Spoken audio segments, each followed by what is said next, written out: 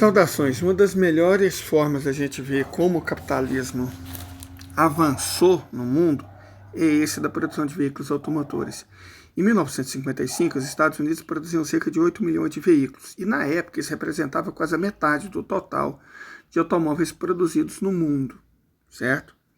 Bom, mas repare que as coisas evoluem.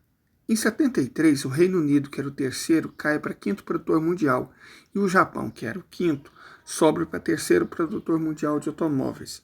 A produção de automóveis dos Estados Unidos permanece em cerca de 8 milhões. Perfeito? E isso não vem sofrendo grandes mudanças na década, não. A não ser uma queda da produção de automóveis do Reino Unido.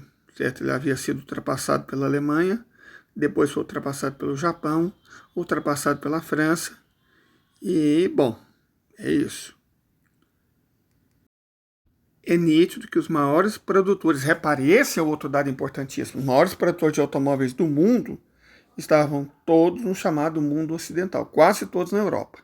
Em 83, no entanto, o Japão ultrapassa os Estados Unidos como o maior produtor de automóveis do mundo, mas a produção de automóveis continua altamente centralizada no chamado Oeste Coletivo, Japão, Estados Unidos e muitos países europeus. A Alemanha é o terceiro, a França é o quarto, a União Soviética é o quinto, a Itália é o sexto. Mas repare que já aparece o México como consequência da mudança de várias fábricas dos Estados Unidos para lá. A gente está lembrando aqui que nessa lista de países que vocês estão vendo, praticamente não existe nenhuma fábrica de carros brasileiro nem mexicana. Então, Brasil e México produzem automóveis, mas não para eles, para os outros. Isso já é efeito da globalização. Bom, em 91, o Japão chega a quase 12 milhões de automóveis, os Estados Unidos continuam no cerca de 8 milhões e o Reino Unido cai para 1,4 milhões de automóveis produzidos anualmente.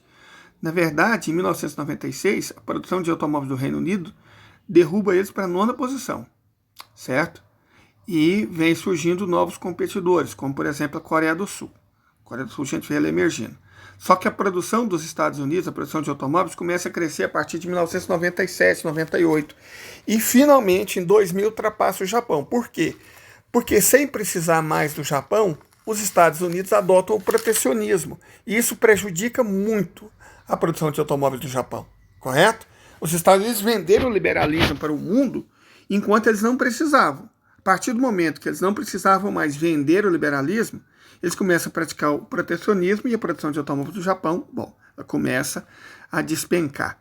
Surge já no ano 2000, a China, pela primeira vez, ultrapassa a produção de 1 milhão de automóveis.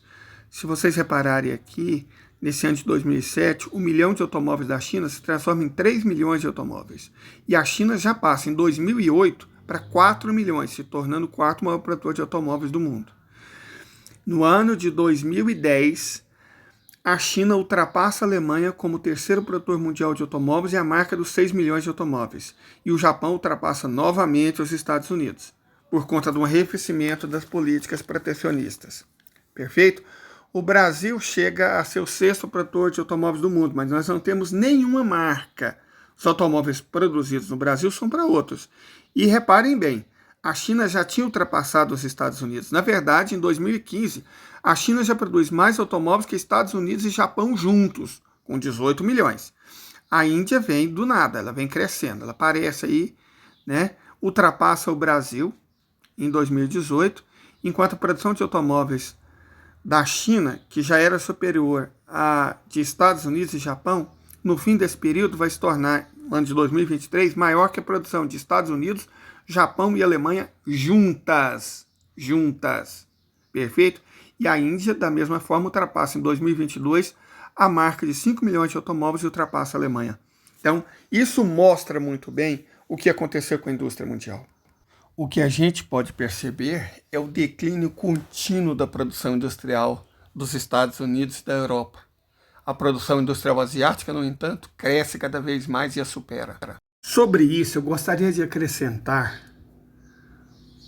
o comentário de Sergei Karaganov, do Conselho de Política Externa e Defesa da Federação Russa. Ele estava falando sobre outra coisa, mas ele disse algo muito interessante numa entrevista traduzida pela 247, Brasil 247, que eu gostaria de acrescentar aqui para vocês.